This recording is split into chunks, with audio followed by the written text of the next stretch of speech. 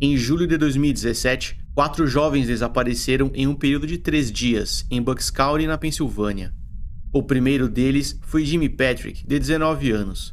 Aproximadamente às 18 horas do dia 5 de julho, uma quarta-feira, ele deixou a residência que dividia com seus avós em Newtown. Jimmy disse que iria comprar alguma coisa para comer e que voltaria em breve. Isso não aconteceu. A viagem de minutos se transformou em horas, e os avós de Jimmy ficaram preocupados. Às 2 horas da manhã, a avó de Jimmy enviou a primeira mensagem perguntando se estava tudo bem. Outras 21 mensagens foram enviadas durante as próximas horas. Nenhuma delas nunca foi respondida. O jovem falhou em aparecer no trabalho pela manhã, e seus avós acionaram a polícia. Diferente de casos envolvendo menores, a polícia leva mais tempo para se mover quando se trata de um adulto desaparecido. Isso em casos onde não há evidências claras de crime, como sequestro. Muitas pessoas dadas como desaparecidas retornam em um período de 24 horas. Elas cortam contato por motivos diferentes. É por isso que a polícia costuma aguardar esse tempo para dar início à investigação. Aos avós de Jimmy restava esperar. E eles não estavam sozinhos.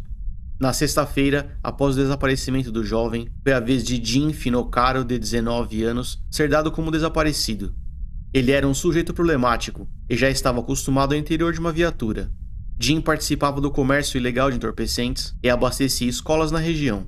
Ele foi diagnosticado com depressão ainda durante a adolescência e, infelizmente, fazia mistura de remédios controlados com entorpecentes. Sua família se demonstrou preocupada com o futuro do jovem e conseguiu interná-lo em uma clínica de saúde mental. Em julho de 2017, Jim começou a apresentar uma melhora significativa. Ele deixou a clínica, arrumou trabalho e seus pais não poderiam estar mais orgulhosos. No dia 7 de julho, Jim disse que iria se encontrar com um amigo. Ele se despediu dos pais por volta das 18 horas e 30 minutos, quando deixou a residência. Jim nunca mais foi visto. O acúmulo de horas preocupou os pais do jovem que tentaram contato, mas sem sucesso. O aparelho celular de Jim estava desligado. Seus pais tentaram ligar para os amigos que conheciam, mas nenhum deles foi capaz de ajudar. A polícia foi acionada e Jim dado como desaparecido. Ainda no dia 7, aproximadamente às 18 horas, Mark Sturgis, de 22 anos, disse ao pai que estava saindo para se encontrar com seu melhor amigo, Thomas Mayo, de 21 anos de idade. Eles trabalhavam juntos em uma empresa de construção, cujo dono era o pai de Mark.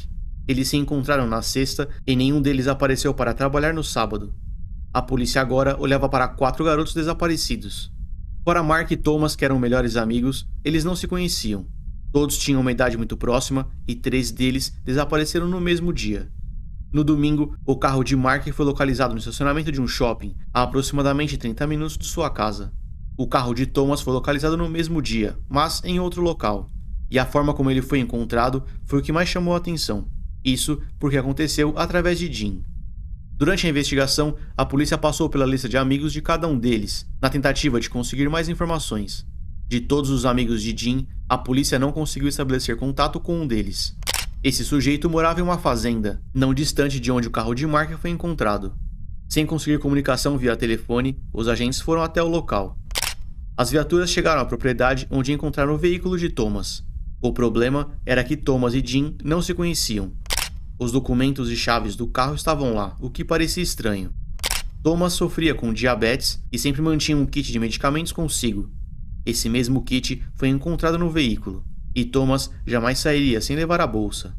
Quanto a Jimmy Patrick, o seu aparelho celular apareceu pela última vez na rede também naquela fazenda. 4 jovens desaparecidos, que não se conheciam, aparentemente tinham ido ou sido levados para aquela fazenda. A propriedade pertencia à família Dinardo, e eles tinham um filho, Cosmo Dinardo. Era ele o sujeito na lista de Jim que não estabeleceu contato com a polícia. Cosmo nasceu em 1997 e foi recebido por uma família muito bem estruturada financeiramente. Seus pais, Antônio e Sandra, eram donos de uma série de empresas. Eles fabricavam e vendiam concreto. Tanto essa empresa como a de transporte era deles. Dessa forma, eles conseguiam ficar à frente de seus concorrentes, visto que a empresa que realizava as entregas também era deles. No pouco tempo livre, eles adquiriam, vendiam e alugavam terrenos, casas e galpões. Em 2005, eles compraram um terreno de 90 acres, em Soulbury. Aquele virou o local de férias da família. Eles costumavam aproveitar as férias do filho para viajar para lá, onde dividiam o tempo entre quadriciclos, caçar animais e praticar disparos à distância com armas de fogo. Cosmo estudou na melhor escola particular disponível. recebeu suporte dos pais e aproveitou dos recursos criados por eles. Ele sempre teve as melhores roupas e brinquedos. Seus pais o amavam e seus professores tinham apenas elogios ao garoto. Ele foi descrito como alguém muito maleável e educado. Cosmo foi capaz de fazer amigos, não sofreu bullying e chegou a ser capitão do time de futebol americano de sua escola. Durante os jogos, é esperado que os atletas sofram fortes impactos, principalmente na cabeça. O uniforme, apesar de proteger, não mitiga o dano por completo. Cosmo sofreu um grave acidente durante uma das partidas e precisou ser levado ao hospital com ferimento no pescoço. Ele foi capaz de se recuperar, porém, o médico aconselhou que ele interrompesse a atividade. Como já citado em outros vídeos deste canal, fortes traumas na cabeça, principalmente na parte frontal, podem por vezes alterar o comportamento e até a personalidade do indivíduo. Aparentemente, isso não aconteceu com o Cosmo nesta ocasião, mas é uma informação relevante. Com um QI acima da média, ele se demonstrou muito inteligente e sempre estava entre as melhores notas da sala. Cosmo cresceu, conseguiu uma vaga em uma boa universidade e começou a estudar biologia. Ele queria se tornar ortodontista, e tudo parecia bem, mas não estava. Existia um lado de Cosmo que ele sempre tentou esconder, um lado muito diferente da imagem de herdeiro promissor. Cosmo já tinha sido levado à delegacia mais de 30 vezes. Os recursos de sua família alcançaram os melhores advogados do país e devolviam o jovem para casa em questão de horas. A maioria dessas visitas à delegacia aconteceram por infrações graves de trânsito, conduta inapropriada de veículo e desacato. Cosmo se comportava como se as regras da sociedade não se aplicassem a ele, muito por conta do dinheiro dos pais. Mas as coisas realmente pioraram em 2015. Foi nesse ano que Cosmo encerrou o relacionamento com sua namorada da época. Ele trocou ortodontia pelo sonho de virar fuzileiro naval, mas não conseguiu. Uma mudança grande de direção que aconteceu por motivos desconhecidos. Seus pais começaram a ficar preocupados com o comportamento do filho e resolveram levá-lo ao hospital para uma avaliação. Em fevereiro de 2016, Cosmo foi diagnosticado com depressão. Ele não completou os estudos e abandonou a faculdade. Após o diagnóstico, seus pais acharam que seria bom o filho tirar um tempo para descansar, e então pensar melhor para qual direção levaria seu futuro. Em maio daquele ano, Cosmo viajou para a fazenda e passou alguns dias lá. Uma de suas atividades preferidas era pilotar o quadriciclo, e inclusive foi a origem de algumas de suas infrações de trânsito. Ele estava acelerando pela propriedade quando sofreu um acidente. O veículo colidiu com uma pedra e Cosmo foi lançado para a frente. O quadriciclo caiu em cima do jovem, que ficou preso no chão. Ele sofreu múltiplas fraturas em uma das pernas e passou horas gritando por ajuda, até ser socorrido. Ele passou os próximos meses em uma cadeira de rodas e se recuperou. Porém, o ferimento mais grave foi em sua cabeça. Durante a queda, o veículo bateu com força na testa de Cosmo. Ele chegou ao hospital com danos no lobo frontal e estava sangrando para dentro do cérebro. Um quadro extremamente grave. O lobo frontal ajuda a governar a personalidade e impulsividade. Danos nessa área podem causar dificuldades ou incapacidade de organização e planejamento, afeta a capacidade de resolver problemas, pode causar descontrole em comportamentos sociais, corrompe o julgamento e pode diminuir a capacidade de regular e ler emoções, entre outros. Diferente de sua lesão no futebol americano, Cosmo deixou o hospital sendo uma pessoa diferente. Na época, o médico receitou canabinoides sintéticos, que muitas vezes são chamados erroneamente de maconha sintética ou maconha falsa. Essa é uma substância cujos efeitos colaterais são imprevisíveis. Existe uma discussão na área sobre a segurança dessa droga sintética e alguns especialistas apontam para riscos graves de vida. Mas, de qualquer forma, esse foi o tratamento adotado pelo médico na época. Em julho de 2016, a polícia recebeu um chamado próximo da fazenda de Cosmo. Ele e sua mãe começaram a discutir, a briga evoluiu e eles entraram em luta corporal. Sandra chegou à delegacia apresentando uma marca de mordida em seu braço e um grande hematoma em seu olho. Eles estavam discutindo no carro quando isso aconteceu. Após agredir a mãe, Cosmo saltou do veículo em movimento, já em baixa velocidade, e tentou entrar no carro de outra mulher. Ele gritava que estava sendo sequestrado e pedia por ajuda. Cosmo passou a afirmar que sua mãe era uma espiã russa que estava adicionando veneno em sua comida. Ele já não comia mais o alimento preparado pela mulher. Ele se demonstrou muito agitado e precisou ser controlado pelos agentes. O uso de algemas se fez necessário. Após esse episódio, ele foi encaminhado mais uma vez para uma clínica de saúde mental. Cosmo foi diagnosticado com transtorno bipolar, esquizofrenia e transtorno esquizoafetivo. Esse último é caracterizado por psicose e sintomas de humor. Essa condição pode exibir delírios, alucinações, pensamento e fala desorganizados e comportamento motor bizarro ou inapropriado. O paciente pode apresentar sinais que indicam perda de contato com a realidade. Essa condição não tem cura, mas tem tratamento.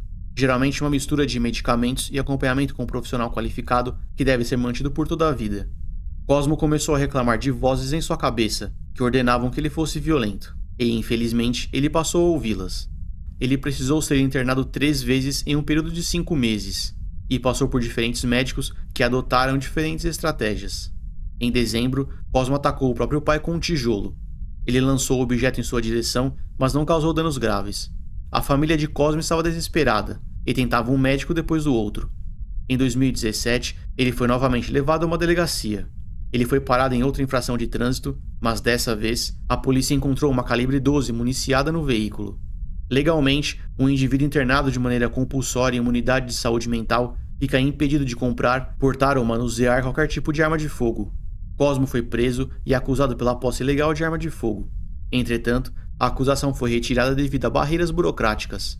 Nunca foi explicado como a calibre 12 foi parar nas mãos de Cosmo. De qualquer forma, sua saúde mental continuou em declínio.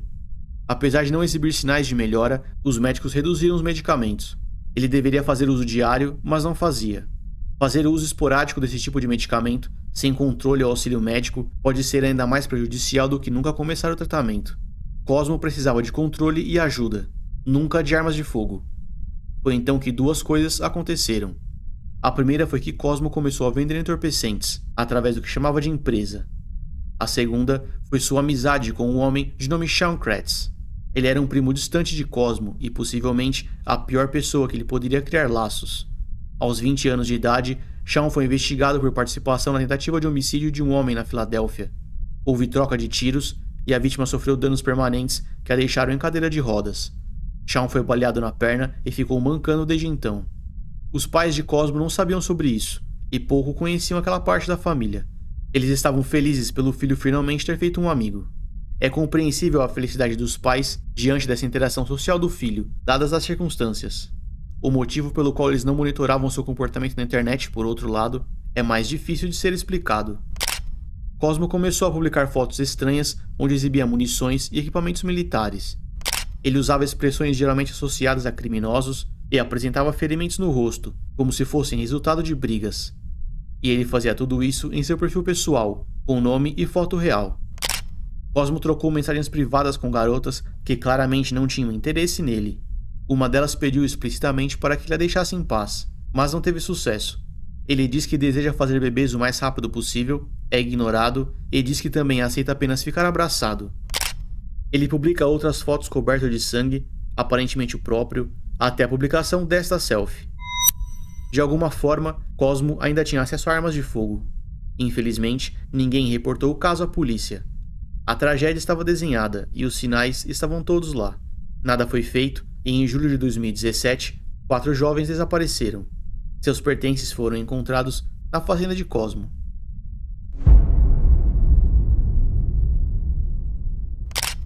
Diante de todas essas informações, a polícia moveu máquinas, veículos e pessoas para a fazenda.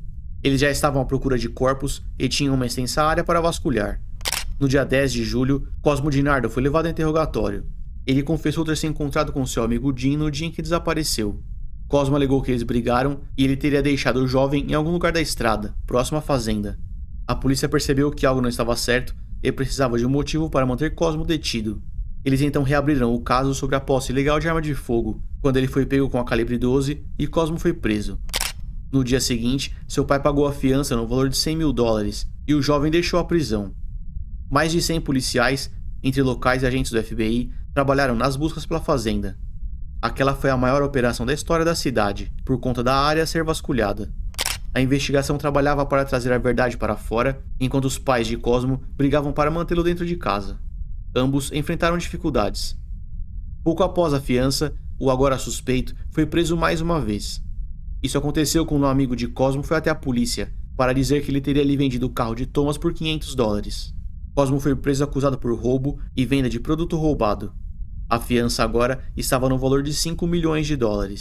O valor era alto demais e ele foi recolhido para a instalação correcional Bucks County.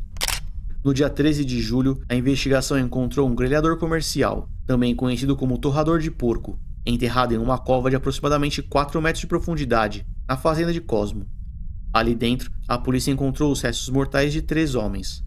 Os corpos foram identificados como Mark, Thomas e Jim. Restava apenas encontrar Jimmy, o primeiro jovem desaparecido.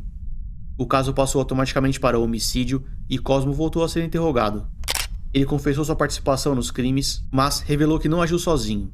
Seu melhor amigo, Sean Kretz, esteve com ele. Esse sujeito foi preso no dia seguinte, acusado por 3 homicídios. De acordo com as alegações de ambos os criminosos, eles vendiam entorpecentes para os 4 jovens desaparecidos. Eles não realizaram o pagamento e foram executados pela dupla. You're selling drugs, right? I was middlemaning deals with drugs. This particular deal, I was not making any money.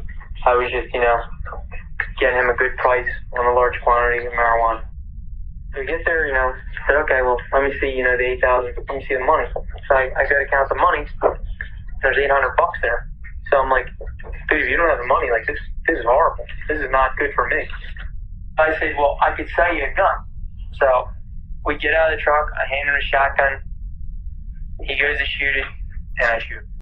Oh, yeah. So after you shoot him, I go get the backup, dig the hole, say a prayer, turn him in the hole. Esse foi o primeiro de 4 homicídios perpetrados por Cosmo, com a ajuda de Sean. Isso aconteceu no dia 5 de julho. No dia 7, a dupla de criminosos partiu ao encontro de Jim. O objetivo inicial era vender entorpecentes, mas eles mudaram de ideia no caminho e decidiram por roubar e matar o jovem. Jim foi levado à fazenda e assassinado. Mais cedo naquele dia, Cosmo roubou um revólver que sua mãe mantinha escondido, uma Magnum. Jim foi alvejado múltiplas vezes na parte de trás da cabeça por essa arma, de acordo com a polícia, possivelmente por Sean. Em seguida, Cosmo tomou o controle da arma e efetuou outros 2 disparos no jovem já morto. I go to meet up with Dean. Why are you going to meet up with Dean? A drug deal. This is pre-planned? Yeah. What's he to buy off? Quarter pound of... I don't have a quarter pound. I have 2 ounces. So we picked Dean up. Now this was a robbery. We're going to, rob him in the woods by himself on the quad and kill him. He did.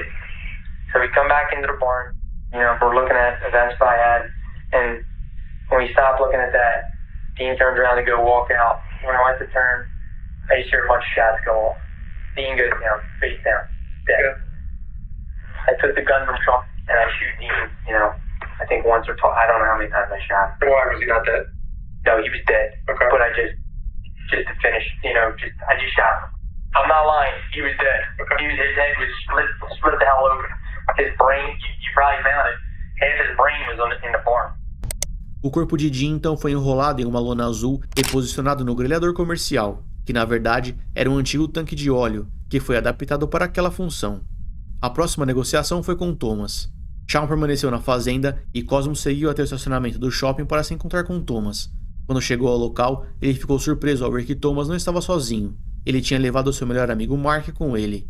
Cosmo conseguiu convencer ambos a segui-lo até a fazenda, onde a transação aconteceria. Mark deixou seu carro no shopping e entrou no carro de Thomas. Eles chegaram à fazenda e foram apresentados a Sean. Assim que virou de costas, Thomas foi alvejado por Cosmo e foi ao chão.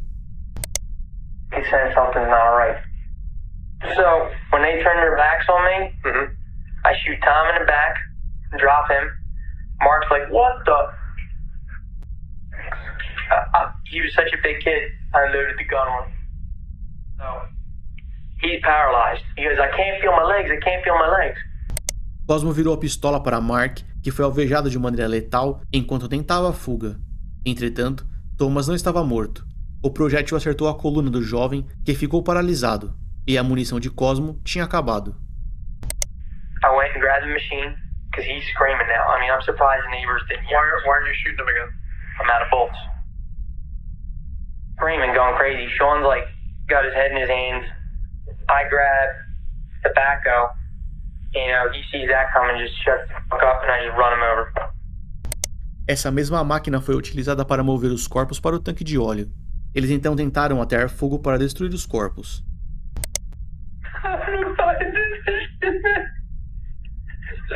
Threw my life away for nothing.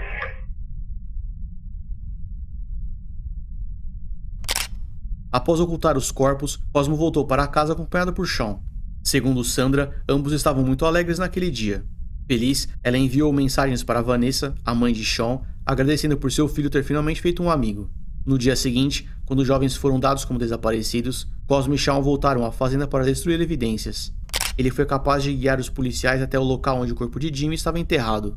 Cosmo confessou os crimes, ajudou a localizar o último corpo e declarou-se culpado. Esses atos foram feitos a fim de escapar da pena capital, provavelmente aconselhado pelo advogado. Cosmo DiNardo declarou-se culpado por 4 homicídios em primeiro grau, roubo, conspiração para cometer homicídio, vilipêndio de cadáver e posse ilegal de arma de fogo. Ele foi sentenciado a 4 prisões perpétuas, que devem ser cumpridas de maneira consecutiva, sem a possibilidade de liberdade condicional. Sean Kratz recebeu uma oferta do Estado para que ele também se declarasse culpado. A possibilidade de pena de morte seria removida em troca de prisão perpétua com um mínimo de 59 anos em regime fechado. Sean recusou a proposta e declarou-se inocente. Sua estratégia parecia ter como objetivo a pena capital. Ele não conseguiu e foi sentenciado à prisão perpétua, sem a possibilidade de liberdade condicional, com um adicional de 30 anos em regime fechado. Os criminosos foram colocados atrás das grades, mas o caso não termina aqui. Os familiares das vítimas se voltaram para os pais de Cosmo, Antônio e Sandra. Isso porque a arma usada em 3 homicídios estava no nome da mãe de Cosmo. Após a primeira internação, o casal aceitou retirar as armas da casa, com exceção de uma, a Magnum que Sandra guardava em um cofre. Os familiares das vítimas acusaram a mulher por negligência, visto que Cosmo jamais deveria ter tido acesso a armas de fogo. Antônio e Sandra não foram processados criminalmente, mas receberam processos no civil. Em maio de 2020, a juíza responsável pelo caso negou a apelação dos advogados do casal e entendeu que a negligência em manter a arma na casa, acessível a Cosmo, permitiu que os homicídios acontecessem. Em maio de 2023, as famílias das vítimas chegaram a um acordo e o processo foi encerrado. Esse acordo foi confidencial e não há informações públicas sobre valores. Sandra processou o médico que estava fazendo acompanhamento com Cosmo e tentou jogar para ele a culpa dos crimes. Esse profissional venceu a disputa e ela precisou pagar os custos do advogado. No dia 7 de julho, quando os 3 homicídios aconteceram, Cosmo ligou para o pai múltiplas vezes. Ele pediu para que o homem fosse até a fazenda e, após muito insistir, ele foi. Porém, Antônio chegou ao local acompanhado por uma mulher. Quando Cosmo percebeu, pediu para que ele fosse embora. Ele esperava que o pai fosse até lá sozinho. E ainda que possamos imaginar o motivo, nós nunca teremos certeza. Mas talvez Antônio tenha escapado de ser o 5º corpo enterrado na propriedade. Hoje, aos 28 anos de idade, Sean Michael Kratz encontra-se encarcerado no Instituto Correcional Estadual Forest, um presídio de segurança máxima na Pensilvânia, onde deve permanecer pelo resto de sua vida. Aos 28 anos, Cosmo DiNardo encontra-se encarcerado no Instituto Correcional Estadual de Segurança Máxima Phoenix, na Pensilvânia, enquanto cumpre a primeira de 4 prisões perpétuas.